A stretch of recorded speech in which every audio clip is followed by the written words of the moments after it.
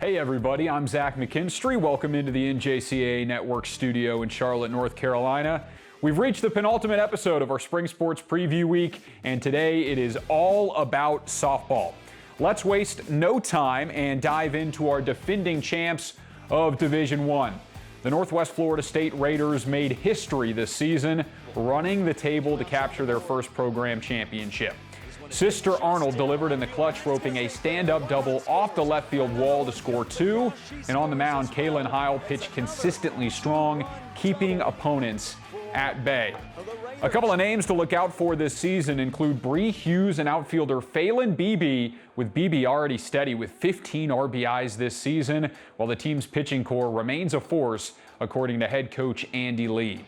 Let's hear from Coach Lee on the team's outlook after riding high last season. Try to stay in the moment. We try to, work hard every day to get a little bit better. I don't like having the pressure of, repeating. I just tell them if they work hard and compete every day and, they will get better, and just trust the process. And, if we're lucky enough, if we play well enough and we get a chance to get in a tournament, you got a chance to win it. So let's just get into a tournament and compete and see if we can win it. Staying in the moment will definitely be key. A number of fresh faces populate this Lady Raiders team, with many players heading to four-year programs, including Northwestern State, Montevallo, West Florida, and South Alabama.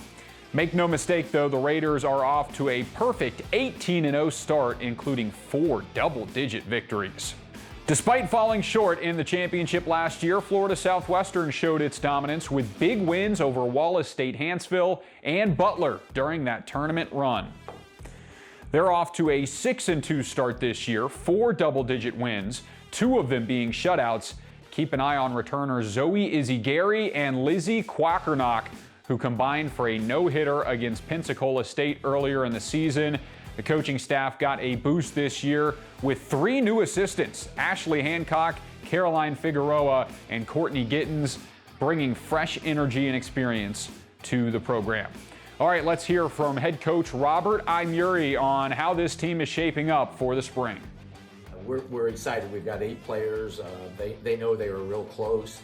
That's made actually practices a lot easier. They understand you have to have attention to detail because sometimes it's just one little bad throw on a bunt or a pop fly foul, and it costs you a national championship. So when we're doing that, they have had that live experience and understand that, hey, make sure you play clean softball. Along with that, we're very fortunate to have some international kids with some very competitive experience. So, we think we're going to have a pretty solid team. They've worked real hard in practice. They understand, we're a team and we got to do everything right. And, we really look forward to, putting a good group together.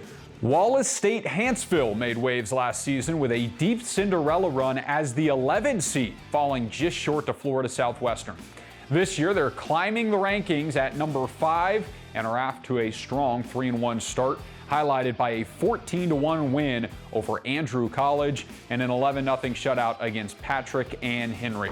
Keep an eye out for Kaylin Jones, who's been leading the team with 10 hits, 3 RBIs, and 6 stolen bases in the past 4 games. The Grayson Vikings entered last year's tournament as the 4 seed, but fell to 17 seed Crowder, yet still posted one of the best seasons in program history, proving that they can hang with the big dogs.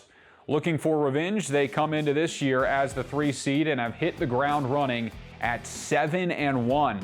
They split a doubleheader with Odessa, swept Paris Junior College, and remain undefeated in February. Last year's powerhouse Sophia Jenkins, who racked up 108 RBIs and 30 homers, moved on to the 4-year level at Troy, but they return Anaya Pequeno, who led Division I in batting average last season at .550, providing a big boost for the Vikings. Okay, now over to Division II. Copiah Lincoln captured their second program title last year, entering the tournament as the 5 seed and taking down number 3 Jones along the way. The highlight of their run, facing an 8-0 deficit after the first inning against number 1 seed St. John's River State, only to roar back with 5 runs in the third and a pair of 2-run homers to lift the Lady Wolves over the Vikings, sending St. John's River State into the losers bracket where they would finish third. While Taylor Efferson, last year's tournament MVP, has moved on, the Lady Wolves are bringing in a talented new group with the power and potential to keep the program at the top. Coach Howard speaks on the expectations of this year's squad after hoisting the ultimate victory last season. Well, we have really high expectations. Anytime you start a season coming off of a national championship win, obviously the expectations are really high. We're very athletic this year. We have a lot of speed, a lot of girls that can play different spots. So really excited to see what that's going to look like. They're going to be a lot of fun as always. We're going to bring a lot of energy. We're going to play hard. We're going to leave it all on the field. So you can always expect that from us. But yeah, we're excited to get it started. We've been practicing. We've been working really hard. So we're just, we're 24 days to game day. We're ready to take the field soon. Jones comes in this season 4th ranked in the preseason polls, tallying a 52-win season and a runner-up finish last year. They will return Marley Damper, last year's outstanding defensive player, and Claire Anderson, who's been a nightmare for opposing pitchers with a .444 batting average, 11 steals, and 0 strikeouts in 8 games. Leading the Bobcats this season is Tori Dew. Let's hear from her on what makes this squad a contender. January, our first goal is to have a very competitive January. That was what we talked about in our first team meeting. We have 25 games before we start our conference games, but the goal number 1 is to have a competitive January. That way, when we're able to write the lineup, we have our best, our best out there. I think there a lot of newcomers are going. Their faces are going to be shown a lot. I expect that this is probably the most balanced we've had in a few years as far as returners and freshmen. So I want experience. I want people to, I want them to fail and see where they go from here. I want the experience to be able to communicate with the people that don't have a lot of experience. I want them to be able to find that common ground and grow with each other. Well, the top dog in the preseason rankings is Murray State College. The Aggies are out to a 12-0 start by putting up some absurd numbers. So take a look at this. At the plate, the team is hitting .527 as a squad, slugging over 1,000, and blasting 38 home runs in just 12 games.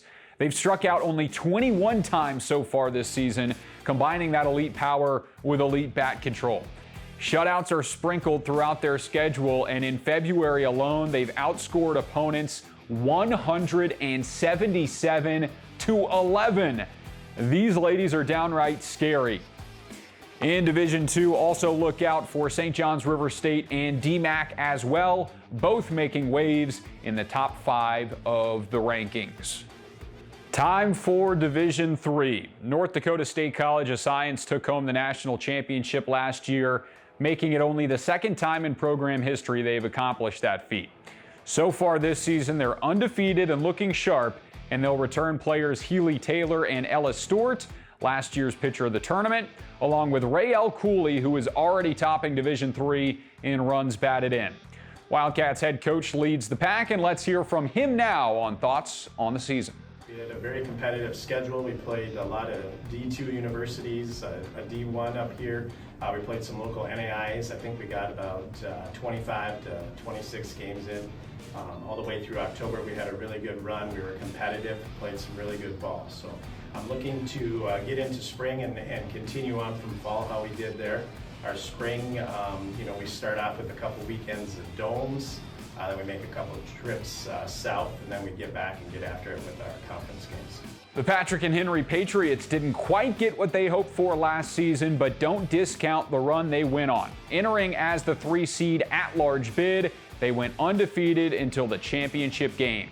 They've started this season in the Visit Panama City Beach JUCO Showdown, getting some solid experience against top opponents. Leading the way is Eris Smith, who is topping Division III in strikeouts with 28 Ks in 17.2 innings. Let's hear from Coach Campbell on the outlook for this team of Patriots. It'll take us to play as a team, first of all, and then, like I said, just be disciplined in our sport, to be disciplined at the plate, swing at good quality pitches, and be smooth on the base paths.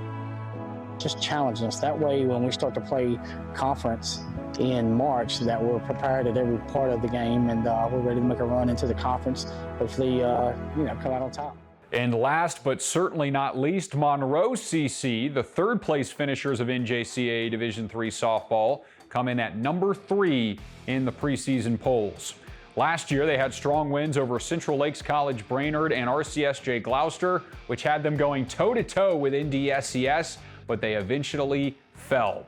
The team returns key contributors, though, including Reagan Bannister and Leah Murray, who posted a .408 average with 37 RBIs and 34 runs over 36 games last year, combining elite contact with speed on the base paths. This squad exudes confidence after a 28-9 season last year, including going 8-0 on the road. The Tribunes step into the box ready to roll this spring.